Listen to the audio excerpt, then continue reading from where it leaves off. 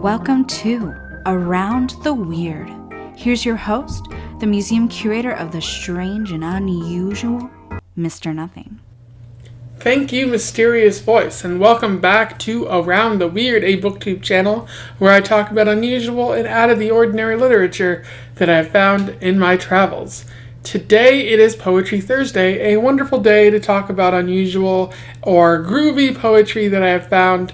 It's a shame that Poetry Thursday wasn't yesterday so that we could talk about Amanda Gorman, who recited her wonderful poem at Joe Biden's inauguration. But I'll have to find one of her poems. I did not know she existed beforehand, but she is a pretty young poet laureate, and I think one of the youngest poets to speak at the inauguration, which is impressive in and of itself. So maybe I'll feature one of her poems next week. That would be pretty groovy. But today I want to talk about another poet who wrote a poem about dead parents and the memories of said dead parents. I am referring to Parents poem by Jacqueline Woodson, which is a pretty interesting name for a poem. Very simple, but it gets at the point. So Jacqueline Woodson was a poet who grew up in the Carolinas.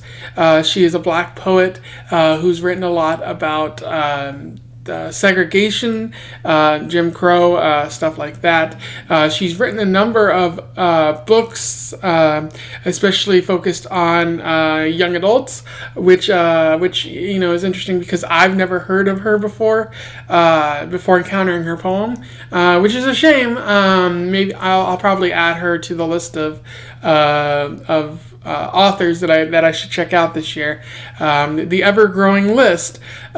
She has won a couple of awards, including the Coretta Scott King Award, and she was also the poet laureate at one time. So a lot going on for this particular woman. And so without further ado, let's talk about the poem, Parents poem.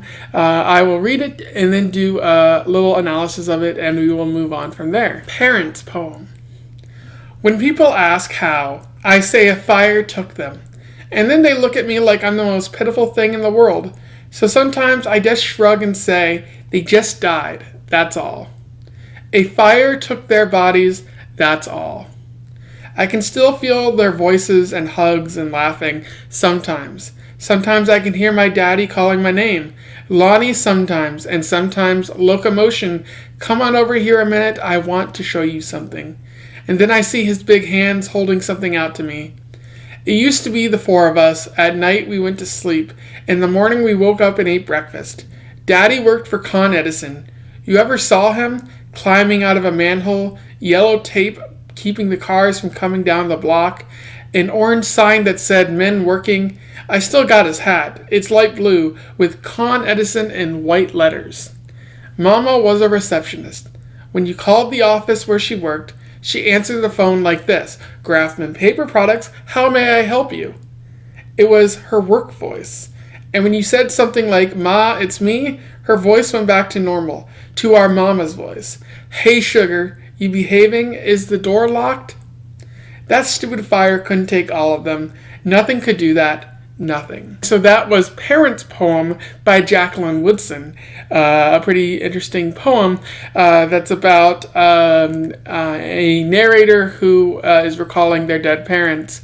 They feel saddened, but they don't really like the pity that other people place on them, and they're remembering the good things about their father, the good things about their mother, and how memories are forever. So in terms of analysis, at the beginning of the poem, there's the issue with pity, how no one wants to be pitied, and even like when they're feeling sad, like sometimes too much consolation is there is such a thing as too much consolation. So an example of that is, and then they look at me like I'm the most pitiful thing in the world. So sometimes I just shrug and say they just died. That's all. The author doesn't want to go into detail about how they died. They're not looking for that sense of pity. They maybe in the beginning they were looking for, like, an empathetic friend, but there's too much of those people, and so it gets difficult to talk about the sad things in your life after a while. But then they talk about their dad and their mom, really specific memories of being called a specific nickname, or whenever their father would give them something, holding out his big hands. The specific place where her dad worked, very vivid memories. And then I really like the verse about the mother, where she has a different voice, like a customer voice and a mom voice, which I've heard a lot from people working in customer service. So again, like those pleasant memories. And then the last thing that's worth talking about is the end of the poem, which is particularly striking. The narrator says, "That stupid fire couldn't take all of them. Nothing could do that. Nothing." So what the narrator is saying is that the fire may have been able to take their physical forms, but the memories and emotions they felt with their parents are probably never going away. And so at the very least, like if the narrator doesn't have their parents, at least they have the memories, and that's going to last them for the rest of their life. And so it's very, very heartfelt, and like I really like that.